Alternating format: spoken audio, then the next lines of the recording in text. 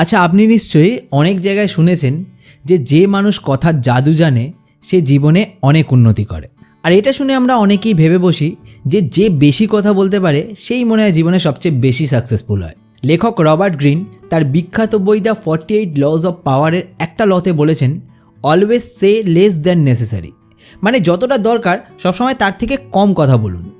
এবারে আপনি একটু মনে করে দেখুন যে আপনি নিশ্চয়ই এমন অনেক মানুষকে দেখেছেন যারা অনেক কম কথা বলে কিন্তু তারা অনেক বেশি প্রভাবশালী, অনেক বেশি রেসপেক্টেড, এমনকি অনেক বেশি সাকসেসফুলও। তো আসল কথার জাদু কি বেশি কথা বলায় নাকি কম কথা বলায়? আজকের ভিডিওতে আমরা রবার্ট গ্রিনের দ্য 48 লজ অফ পাওয়ারের এই লটা নিয়েই কথা বলবো। সবার প্রথম বোঝা যাক যে যখন আপনি দরকারের থেকে বেশি কথা বলেন তখন কি হয়। যখন আপনি দরকারের থেকে বেশি কথা বলেন তখন প্রথমত আপনি আপনার ইমোশনের ওপর থেকে কন্ট্রোল আস্তে আস্তে হারাতে থাকেন। আপনি খেয়াল করে দেখবেন কথা বলতে বলতে একটা সময় পর আপনি আস্তে আস্তে লজিক্যালি কথা বলা, ইন্টেলিজেন্স দিয়ে কথা বলা কম করে দিচ্ছেন, আর আবেগ আপনার কথাকে আস্তে আস্তে ঘিরে ফেলছে। আপনি বুঝে উঠতে পারছেন না কখন থামবেন। আর এই উইকনেসটা যদি সামনের মানুষটা বুঝে যায়, সে কি করবে? আপনার থেকে এমন কিছু কথা বের করে নেওয়ার চেষ্টা করবে যেটা হয়তো সে সময় আপনার বলা উচিত নয়। এছাড়া আর কি হয় যখন আপনি প্রয়োজনের থেকে বেশি কথা বলেন? সামনের মানুষটা কিছুক্ষণ পর থেকে আপনার কথা শোনার ইন্টারেস্ট আস্তে আস্তে হারিয়ে ফেলে। এর কারণ আমাদের একটানা কোনো কিছু ইনফরমেশন কালেক্ট করতে একটু অসুবিধা হয় যদি না সেটা খুব বেশি অ্যাট্রাকটিভ হয়, খুব বেশি ওয়েল স্ট্রাকচার্ড হয় এবং টোটাল কথা বলার মধ্যে খুব ভালো স্টোরি টেলিং থাকে। এবং স্বাভাবিকভাবেই আমরা এত কিছু মেনটেন করে সবসময় কথা বলতে পারি না।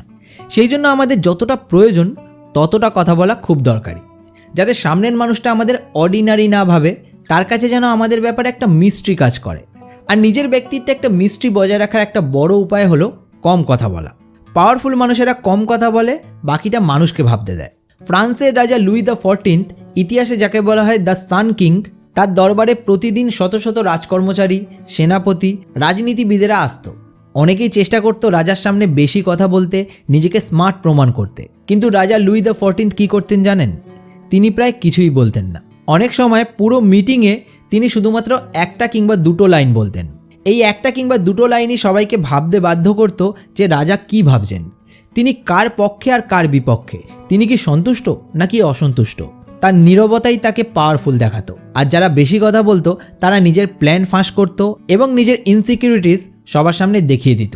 ইতিহাস বলে লুই দ্য 14 জানতেন যে যত বেশি কথা বলে সে তত বেশি নিজের ওপর থেকে কন্ট্রোল হারায়। রবার্ট গ্রিন যেটা বলেছেন যে অলওয়েজ সে লেস দ্যান নেসেসারি, এর মানে কিন্তু চুপচাপ থাকা নয়। এর মানে হলো অপ্রয়োজনীয় কথা না বলা, নিজের চিন্তা, ইমোশনস, প্ল্যান এক্সপোজ না করা, সাইলেন্সকে শক্তি হিসাবে ব্যবহার করা। রবার্ট গ্রিন বলেন, when you try to impress people with words, the more you say, the more common you appear. অর্থাৎ আপনি যত বেশি এক্সপ্লেন করবেন তত বেশি অর্ডিনারি লাগবেন। সাইকোলজি অনুযায়ী silence creates tension, tension creates curiosity, curiosity creates পাওয়ার।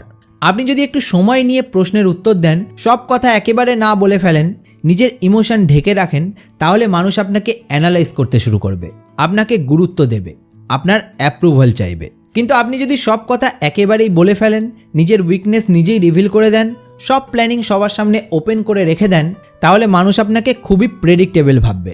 আপনার ইমোশনের চাবি সবসময় তাদের কাছে থাকবে।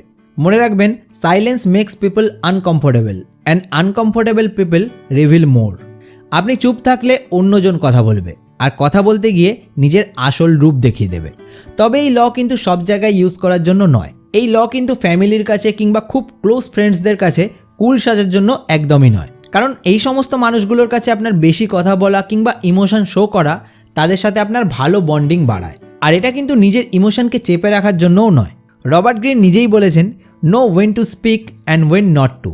তাই আপনাকে এটা একটু নিজের ইন্টেলিজেন্স দিয়ে বিচার করে দেখতে হবে যে কোন সিচুয়েশনে এবং কার সামনে আপনার কম কথা বলা উচিত আর কোথায় বেশি কথা বলা উচিত।